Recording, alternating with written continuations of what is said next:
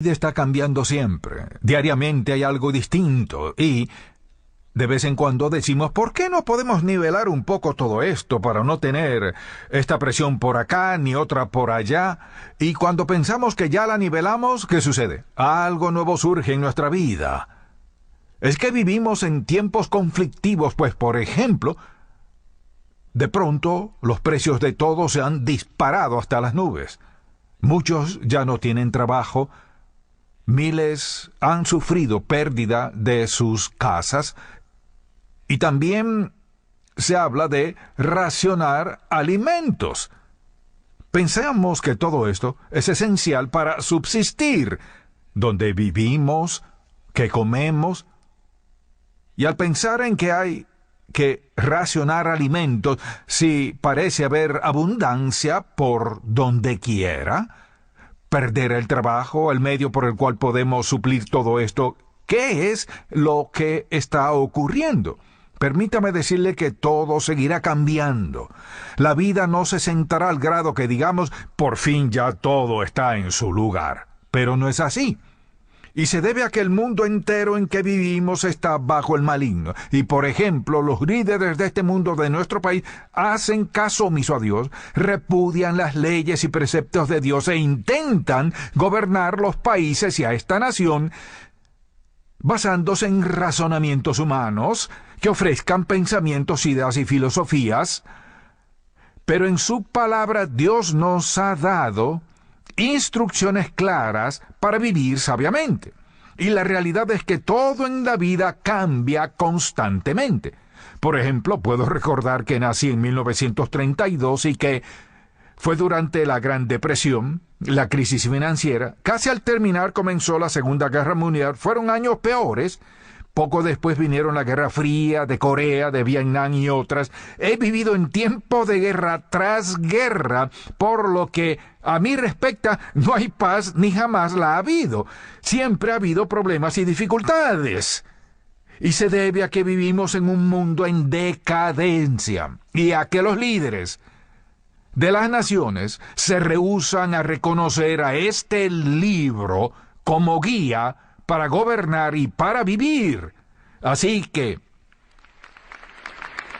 como no lo cambiaremos, y nosotros sí cambiaremos, y algunas cosas pueden cambiar en general, sé que no cambiarán, pues al abrir el último libro de la Biblia y leer Apocalipsis, ¿qué sucede? Todo se desintegra, el mundo está convulsionado, y no hay ningún pasaje en la Biblia que diga que uno de estos días la iglesia tendrá mucho éxito, que muchos serán salvos y que habrá paz hoy y de aquí en adelante. ¿No sería eso fantástico? Pero el problema es que la Biblia no dice que se profetizó algo muy distinto. Así no será. ¿A dónde nos deja todo eso? Como creyente nos deja aprendiendo a vivir con toda confianza y seguridad, pese a lo que confrontemos. Y parte del problema es que en la actualidad muchos viven en constante ansiedad. Y creo que si preguntamos a los médicos dirán que un problema serio hoy es la ansiedad y el estrés. Ansiedad, ¿por qué tienen estrés? Su hogar, trabajo, qué comer, transportación, hijos. Vivimos en una sociedad pecaminosa que no cambiará. Y preguntamos, ¿será posible que un creyente viva con seguridad, confianza, sensación de intrepidez y sentido de contentamiento, aunque todo parezca completamente opuesto? La respuesta es sí. Pablo formula unas preguntas y luego las contesta. El título de este mensaje es el siguiente: Confianza en tiempos conflictivos. Ya que estarán aquí presentes mientras vivamos, y si morimos seguirán siendo conflictivos. Así que, ¿cómo vivimos? ¿Cómo reaccionamos a ellos?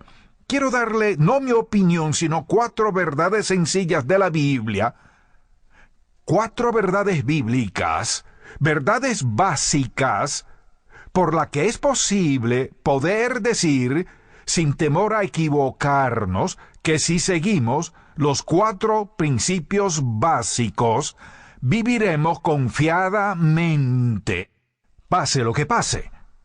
Así que busquemos Romanos capítulo 8. Brevemente recordemos que en Romanos capítulo 7, Pablo tenía serias luchas, pues luchaba por vivir la vida cristiana. Muchos creen que este capítulo fue antes de ser salvo, pero no creo eso. Y dice, lo que quiero hacer no lo hago, pero sí hago lo que no quiero, y así argumenta.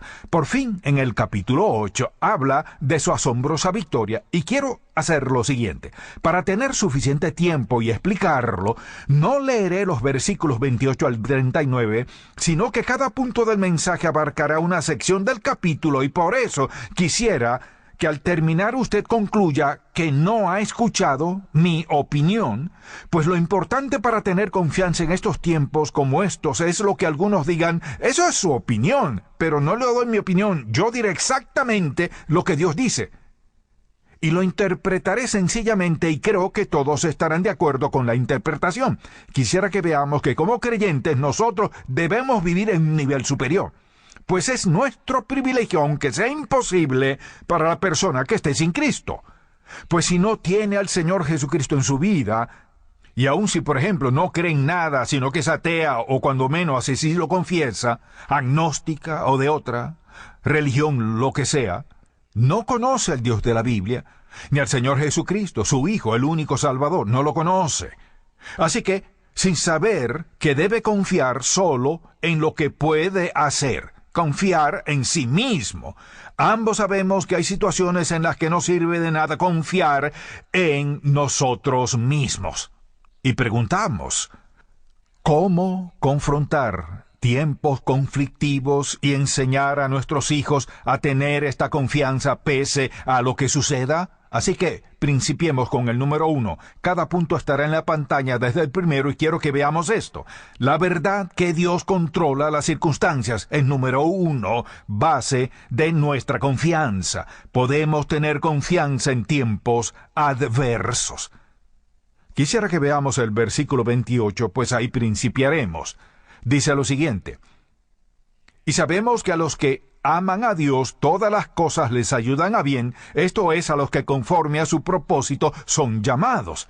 Notemos que dice sabemos, no esperamos, puede ser, podría ser, sino sabemos. La palabra griega saber que usa aquí es la que al traducirla es saber por experiencia, que Dios hace que todo ayude para bien.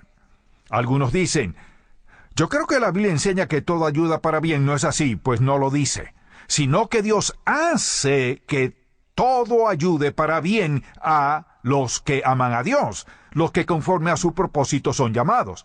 Él torna las circunstancias difíciles para nuestro bien, y las situaciones dolorosas las torna en nuestro bien. Donde hay necesidad, anhelos y deseos, Él los cambia para nuestro bien. Así es Él. Este es el punto esencial, la base de todo lo que creemos. Si no controla todo, ¿dónde nos encontramos? Pablo inicia así y dice que esto es básico. Dios controla todas las cosas. La segunda base es esta, brevemente pensemos en ella, pues dice lo siguiente, en el versículo 32, Dios suple nuestra necesidad. Verdad básica, fundamental. Veamos qué dice Pablo aquí. Por ejemplo, regresando al versículo 31 y leamos los dos versículos, ¿qué pues diremos a esto? Si Dios es por nosotros, ¿quién contra nosotros? Es decir, ¿quién puede estar contra nosotros? El que no escatimó a su propio Hijo, sino que lo entregó por todos nosotros. La pregunta es, ¿cómo no nos dará también con Él todas las cosas? ¿Qué nos está diciendo?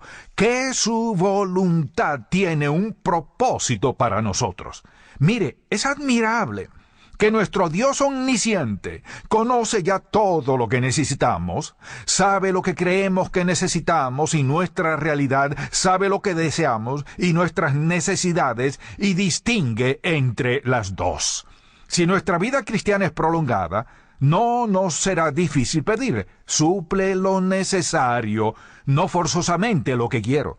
Pues si nos da lo necesario, muy frecuentemente Dios actuará de tal manera que desearemos lo que Él quiere que tengamos, Pues así es como Él actúa siempre con nosotros a fin de capacitarnos, y no solo para suplir nuestras necesidades, y declara su objetivo primordial en el versículo 28. Y sabemos que a los que aman a Dios todas las cosas les ayudan a bien, esto es, a los que conforme a su propósito son llamados. Porque, preste atención, verso 29, a los que antes conoció, también los predestinó para que fuesen hechos conformes a la imagen de su Hijo, para que Él sea el primogénito entre muchos. Notemos que cuando Él nos salvó, ¿cuál fue su propósito para nosotros?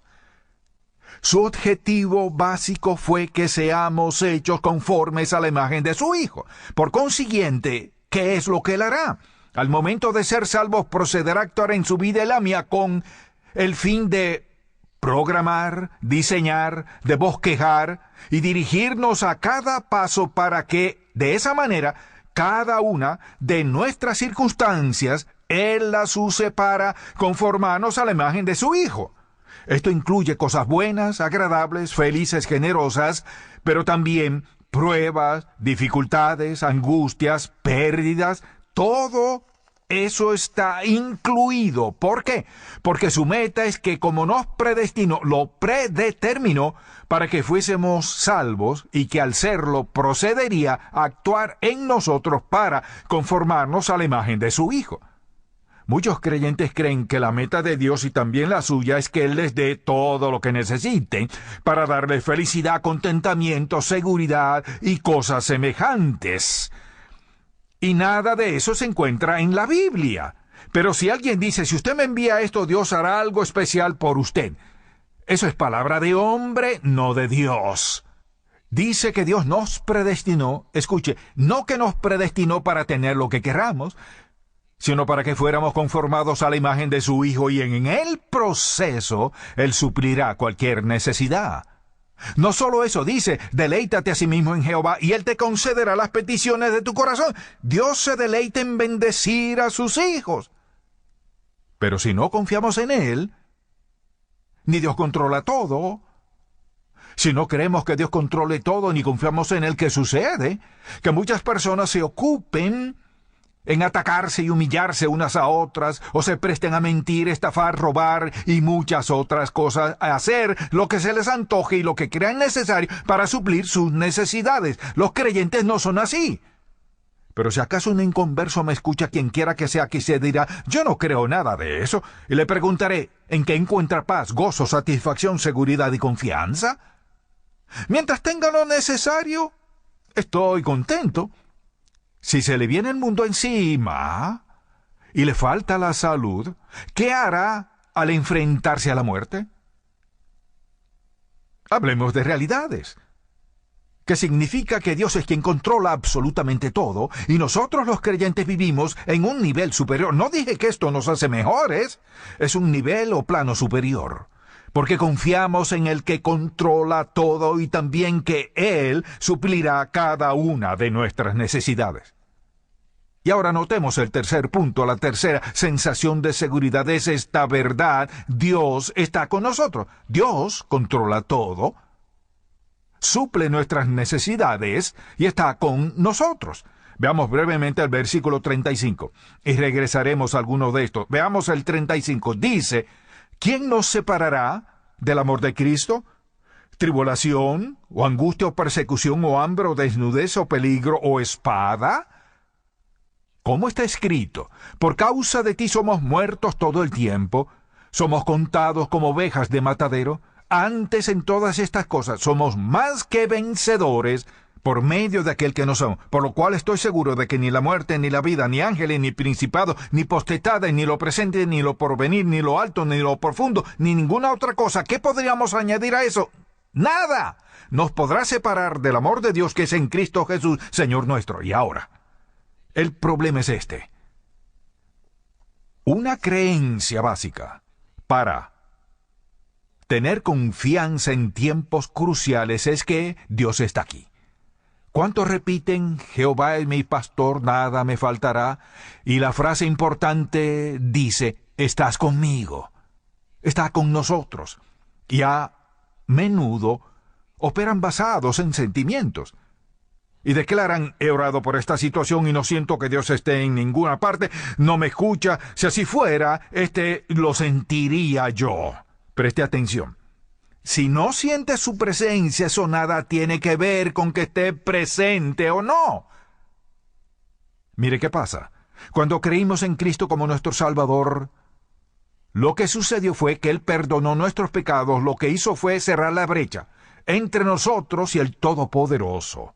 Esa brecha se debía al pecado que nos separaba de Él, y al rendirnos a la convicción del Espíritu Santo y decir: sí, quiero creer en Cristo como mi Salvador, fue cuando la cruz cubrió la brecha entre el Padre y nosotros, y ahora somos uno.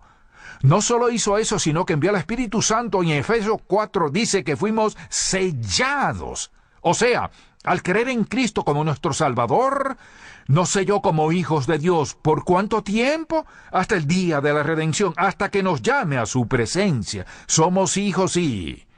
dijo: nadie los puede arrebatar de la mano de mi Padre. Muchos pasajes confirman claramente la seguridad eterna del creyente, así que una verdad básica de la Biblia, de la cual podemos depender, es que pase lo que pase, en donde estemos, que nos suceda, Él está con nosotros. El único que puede decir Dios está conmigo es aquel que ha aceptado a Cristo como su Salvador personal, y en el cual vive Cristo Jesús, pues Él mismo dijo: yo permanezco en ustedes, vivo en ustedes, y ustedes viven en mí. Es responsabilidad del Espíritu Santo que habita en el creyente, cuya responsabilidad es vivir en nosotros la vida de Cristo. ¿Y qué es la vida cristiana? Es una vida tan entregada a Él que el Espíritu Santo pueda vivir en nosotros la vida de Cristo. No es que seremos perfectos ni sin pecado, sino que nuestros cuerpos, en nuestras vidas, está el Espíritu Santo y no nos dejará ni desamparará.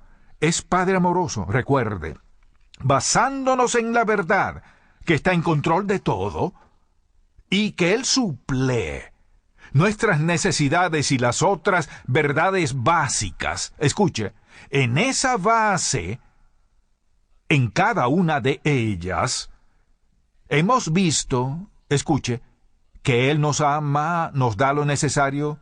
Todas las bases de que hemos hablado nos sirven de guías.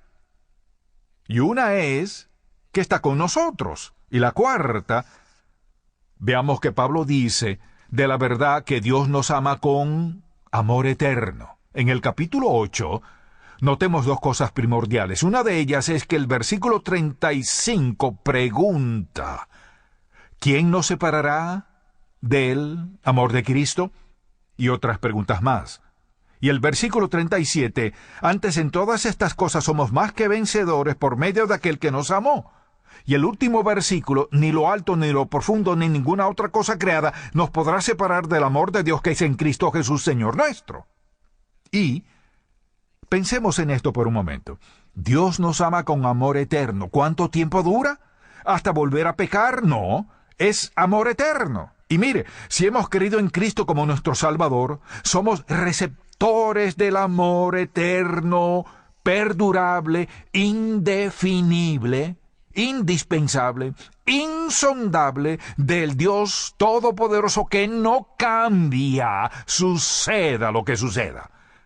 ¿Quiere decir que Dios me ama tanto cuando peco como cuando no peco? Así es. Y si dice, puedo hacer lo que quiera sin ser sorprendido, no ha entendido. Él le ama tanto que le dará toda clase de dolor, conflicto e infortunio. Y usted dirá, eso no es amor. Sí lo es.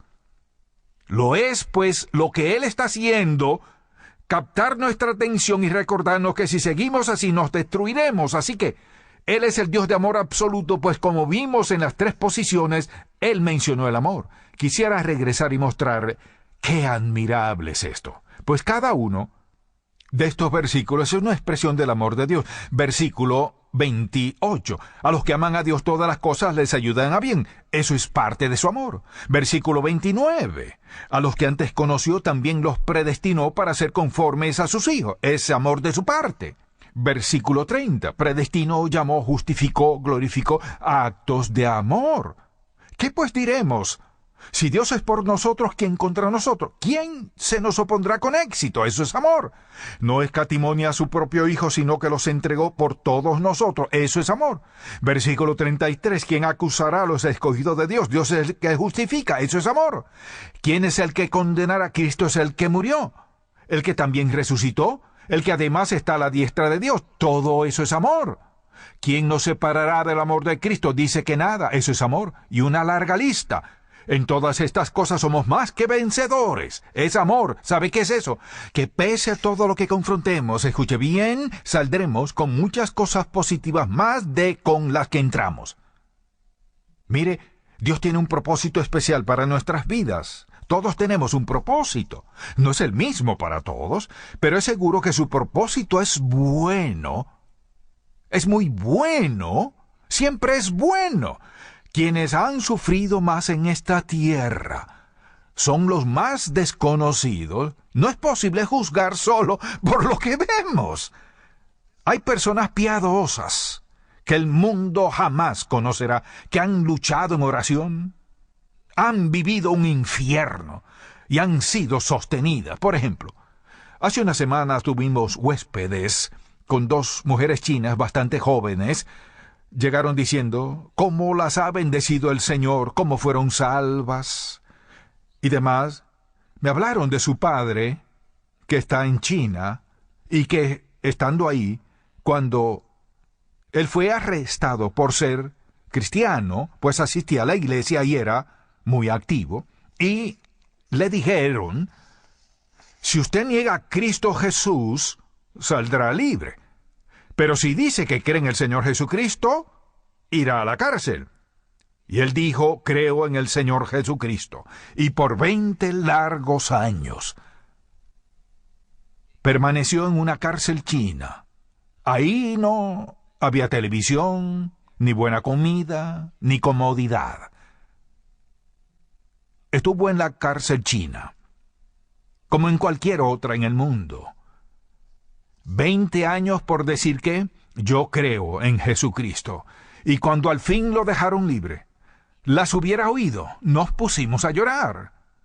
Y yo quise postrarme de hinojos ante las dos jovencitas y decir, no merezco estar delante de ustedes. Dos jóvenes con un padre tan piadoso que por unas palabras de confesión de su fe en Cristo estuvo dispuesto a estar preso. No enojado, sino sabiendo que fue fiel al Padre. ¿Qué decir respecto al control? ¿Acaso Dios controló todo eso? Sí. ¿Cómo sería el testimonio de ese hombre? ¿Cómo fue que Dios le sostuvo en todo momento? ¿A cuántos les testificó y los llevó a Cristo?